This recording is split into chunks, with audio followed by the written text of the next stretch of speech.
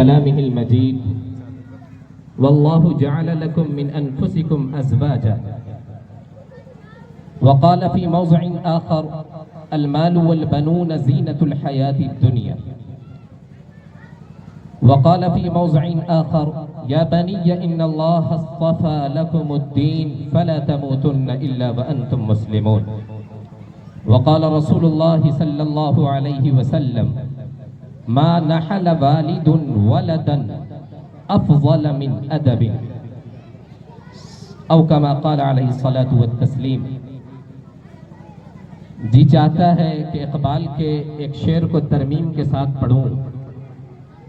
کہ یہ فیضان نظر ہے یا کہ مکتب کی کرامت ہے۔ اقبال نے ماضی بعید سے کہا تھا، ہم حال میں ہی رہتے ہیں کہ یہ فیضان نظر ہے یا کہ مکتب کی کرامت ہے، سکھائے کس نے ان بچوں کو آداب فرزندی۔ اللہ رب العزت کا شکر و احسان ہے کہ اس نے ایک ایسی مجلس میں جمع ہونے کا شرف بخشا، سعادت بخشی، جس کی نسبت تعلیم سے ہے، جو دین اسلام کا امتیاز ہے، اس کا پہلا حکم ہے۔ اس سے بڑا شرف و احسان یہ ہوا کہ اللہ تعالیٰ نے ان حضرات کے ساتھ کچھ لمحے بیٹھنے کی توفیق دی جو جناب رسالت مآب صلی اللہ علیہ وسلم کی زبان میں روئے زمین کے سب سے بہتر لوگ ہیں، کہ آپ نے ارشاد فرمایا، بچے نے ابھی وہ حدیث پڑھی، ہم سب سنتے ہیں، خیرکم من تعلم القرآن وعلمہ۔ یہ تعلم کر رہے ہیں، یہ علمہ کا کام کر رہے ہیں، اور ان دونوں کے لیے اللہ کے رسول نے فرمایا خیرکم، کہ دنیا کے سب سے بہترین، سب سے کامیاب اور سب سے بامراد یہی لوگ ہیں۔ اللہ کی جانب سے یہ سعادت حاصل ہوئی کہ ہمیں ان لوگوں کے ساتھ بیٹھنے کا موقع ملا۔ اللہ ہمارے بیٹھنے کو قبول فرمائے، اس مجلس کو قبول فرمائے۔ میں نے چند مختلف آیتیں اور ایک حدیث کا ٹکڑا پڑھا۔ ہم سب جانتے ہیں کہ اللہ تعالیٰ نے انسان کو جن نعمتوں سے نوازا ہے، ان میں سب سے عظیم نعمت دنیاوی نعمتوں میں سے، اسلام اور قرآن کریم وغیرہ کی یہاں بات نہیں ہو رہی، دنیاوی نعمتیں، ظاہری نعمتیں جو اللہ نے ہمیں دی ہیں۔ سورۃ النحل اگر پڑھیں 14ویں پارے میں، اللہ تعالیٰ نے وہاں انعامات دنیاویہ کو شمار کروایا۔ اسی میں ایک انعام یہ بھی بتایا کہ اللہ نے تمہارے لیے تمہاری نسلوں سے، تمہارے ہم جنسوں سے تمہارے جوڑے بنائے ہیں، پھر ان جوڑوں سے بنین و حفدہ، بیٹے اور پوتے بنائے ہیں، اور آگے خود ہی تشبیہ دی وَرَزَقَكُم مِّنَ الطَّيِّبَاتِ۔ وہاں مفسرین ایک مطلب یہ بھی بیان کرتے ہیں کہ ایک الگ انعام ہے یہ کہ تمہیں پاکیزہ رزق دیا،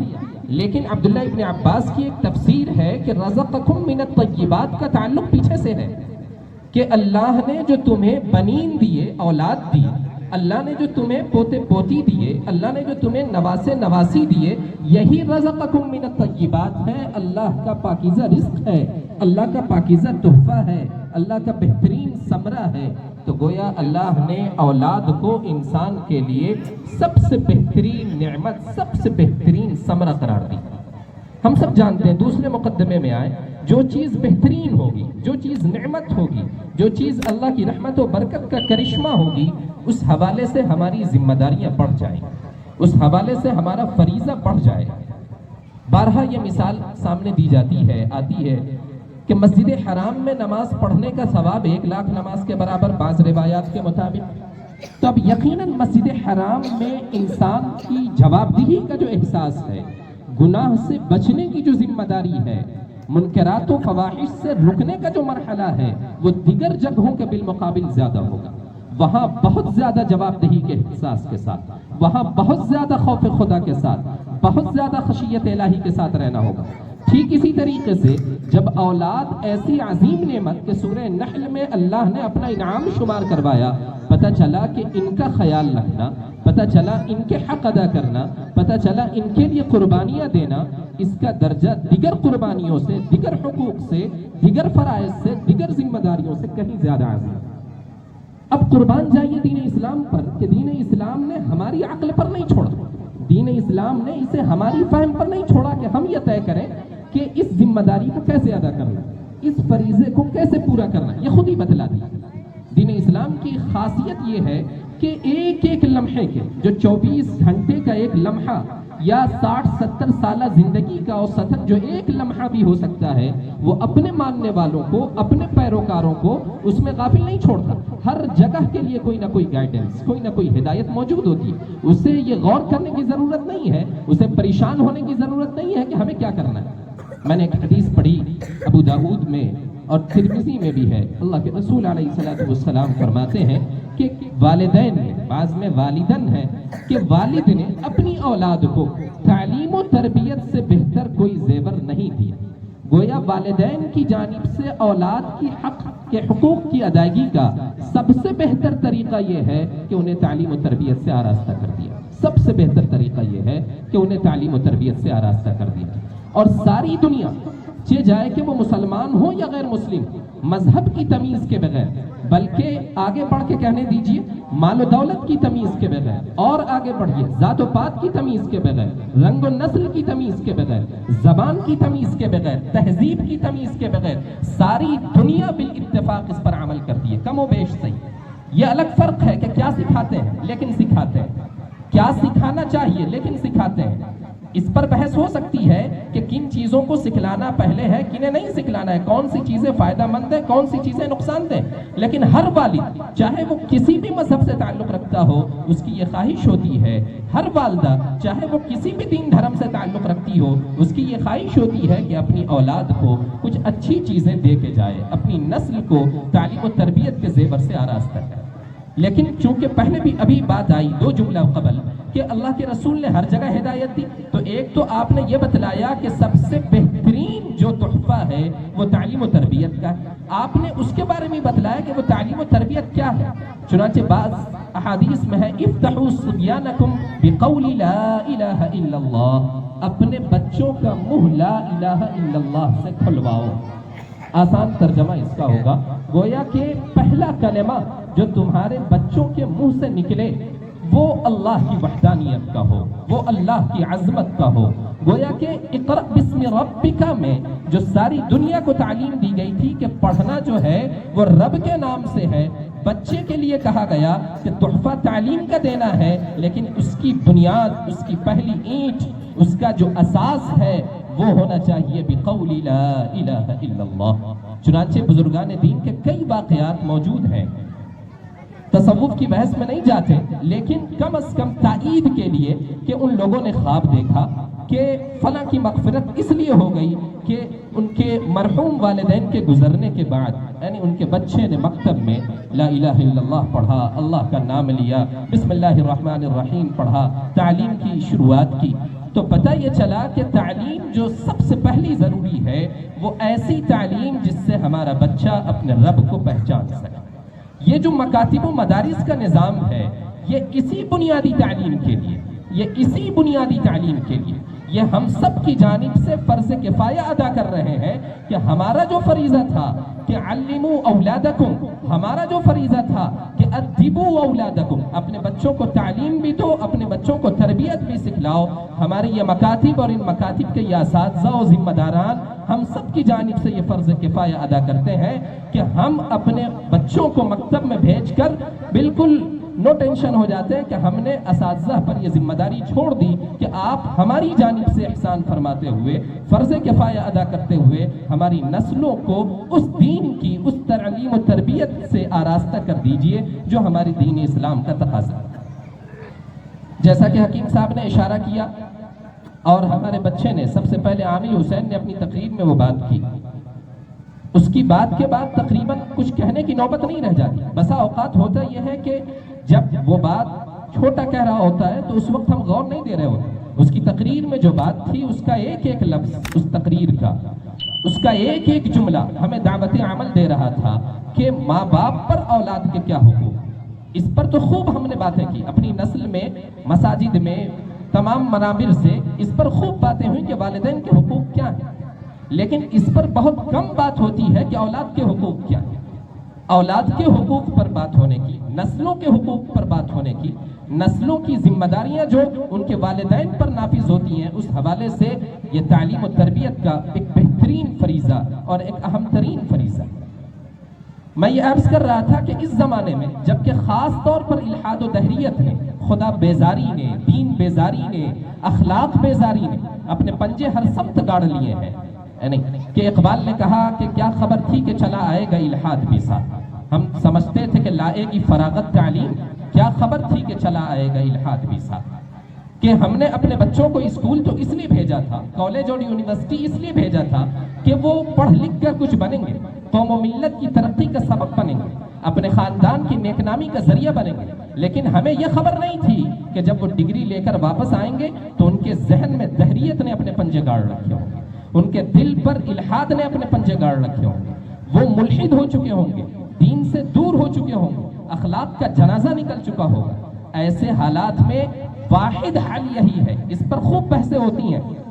کہ نسلیں خراب ہو رہی ہیں، لڑکیاں ارتداد کا شکار ہو رہی ہیں، لیکن حل پر ہماری بحثیں کم ہوتی ہیں۔ واحد حل یہ ہے کہ ہر گاؤں میں، ہر محلے میں، ہر مسجد میں مکاتب کا نظام قائم کر دیا جائے، مکاتب کا جال پھیلا دیا جائے، چونکہ مدارس کی جانب جانے کی جو شرح ہے وہ ہم سب جانتے ہیں۔ سچر کمیٹی رپورٹ کو اگر پیش نظر رکھیں، حالانکہ بہت پرانی ہو چکی وہ رپورٹ، تو 3 سے 4%،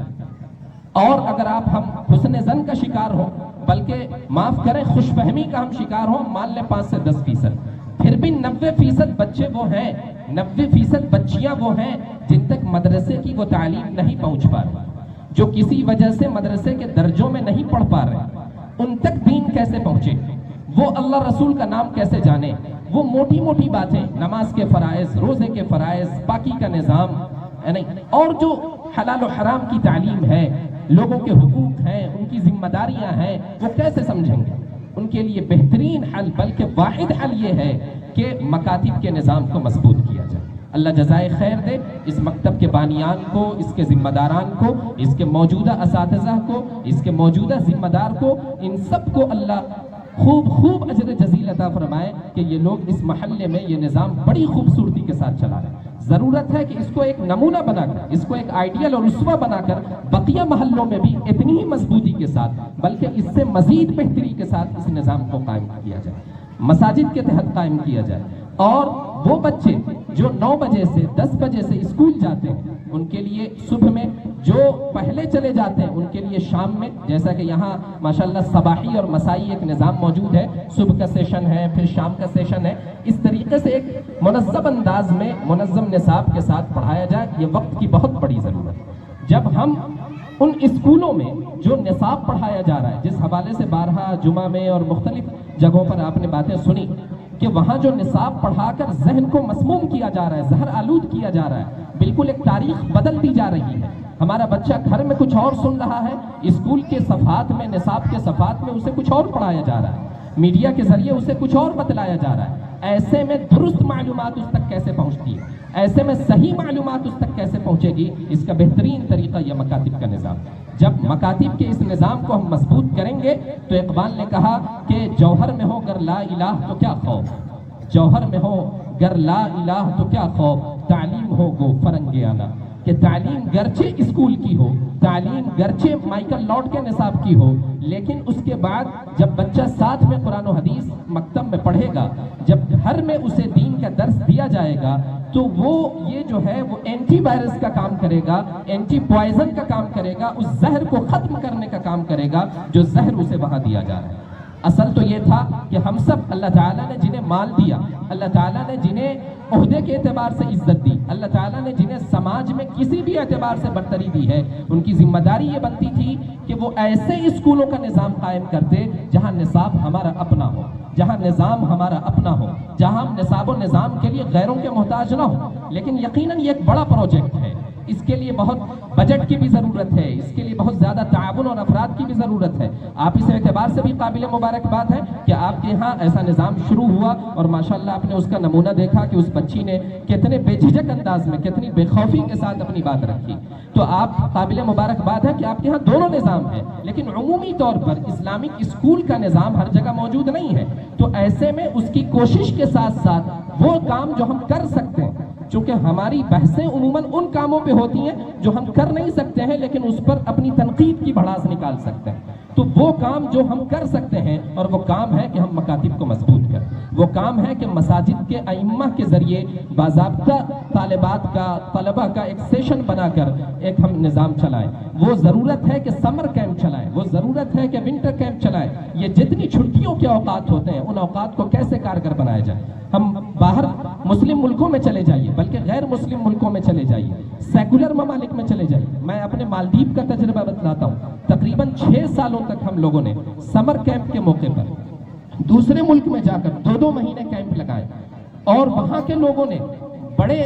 کہہ لیں کہ بڑے وافر خرچے کے ساتھ بر صغیر کے تقریباً تمام ممالک اور خاص طور پہ ہندوستان اور پاکستان سے نوجوان علماء کو جو انگریزی میں عربی میں قدرت رکھتے ہیں انہیں بلا کر 2 مہینہ اپنے بچوں کو پڑھوایا, ان کا خرچہ اٹھایا, ان کے آنے جانے کے پورے مصارف اٹھائے, جاتے وقت انہیں مکمل انعامات و تحائف کے ساتھ روانہ کیا. اب آپ بتائیں کہ یہ کیسی تڑپ ہے کہ ایک ملک والا دوسرے ملک سے, ہم لوگ تقریباً 75 لوگوں کا وفد ہوتا تھا, ایک آدمی پر تقریباً 40 سے 50 ہزار روپیہ ان کا صرفہ آتا تھا. وہاں کا جو مالدیپ روپیہ انڈیا کا 4 روپیہ ہے تقریباً, ان کا 40 سے 50 ہزار روپے کا صرفہ آتا تھا, اور وہ ہر سال صرف سردی اور گرمی میں 75 لوگوں کا خرچہ برداشت کر رہے ہیں. حکومت برداشت کر رہی ہے, حکومتی ذمہ داران برداشت کر رہے ہیں. یہ ایک سیکھنے کی چیز ہے کہ روئے زمین کا ایک چھوٹا سا ملک ہے, اسلامی تہذیب کا کوئی نام و نشان نہیں. اب دھیرے دھیرے اسلام کی فضا پیدا ہوئی, تو ہمیں بھی یہ سیکھنے کی ضرورت ہے کہ ہم اس خوش فہمی میں نہ رہیں کہ ہمارے آبا و اجداد دین کے بڑے کارفرما تھے, بڑے عامل تھے دین کے. ہم اپنی موجودہ صورتحال دیکھیں. ہم یہ نہ سمجھیں کہ ہمارے نام کے ساتھ قاسمی, ندوی, عالم, حافظ لگا ہوا ہے تو ہمارا گھر محفوظ ہے. اب تقریباً سارے گھر مسموم ہو چکے, سارے گھر تقریباً مسموم ہو چکے. وہ وبا جسے ہم موبائل کہتے ہیں ہمارے ہاتھوں میں ہے, جو ہماری ضرورت بن گئی ہے, لیکن اس ضرورت کے جو غلط فوائد ہیں, جو غلط اثرات ہیں, وہ کیسے ہماری نسلوں تک منتقل ہو رہے ہیں کہ ہمارا ایک نوجوان, ہمارا ایک بوڑھا, ہمارا ایک اڈھیر عمر شخص ان غلط اثرات سے واقف تک نہیں ہے. ہمارا 2 سال کا بچہ ان چیزوں سے, ان ویب سائٹوں سے, ان چیزوں کو کھول لے رہا ہے. تو کس بری طریقے سے اور کس تیزی کے ساتھ ہماری نسلوں کو ٹارگٹ کیا جا رہا ہے, ایک سلوگن دیا جا رہا ہے, ایک پورا پیغام دیا جا رہا ہے, ایک منصوبے کے ساتھ عمل کیا جا رہا ہے. ایسے میں اس نظام کو برقرار رکھنے کی, اسے مضبوط بنانے کی, اور جو لوگ اس کو چلا رہے ہیں ان کی دامے درمے قدم سخنے مدد کرنے کی بہت ضرورت ہے. اللہ تعالیٰ سے دعا ہے کہ اللہ تعالیٰ ان سارے نظام کے چلانے والوں کو, ان کے اساتذہ رفیق محترم حضرت مولانا مبارک صاحب قاسمی, حضرت مولانا عالمگیر صاحب قاسمی, جناب حضرت حافظ نور الحسن صاحب, حضرت قاری غزالی امام صاحب, مولانا سالم صاحب, اور بھی وہ لوگ جن کے نام سے میں واقف نہیں ہوں, اللہ تعالیٰ ان تمام ذمہ داران کو جزائے خیر دے. ہمارے جن بچے بچیوں نے آج پروگرام پیش کیا بحیثیت دونوں مسابقے کے حکم کے, ماشاءاللہ دل خوش ہو گیا. خاص طور پر مسابقہ کوئز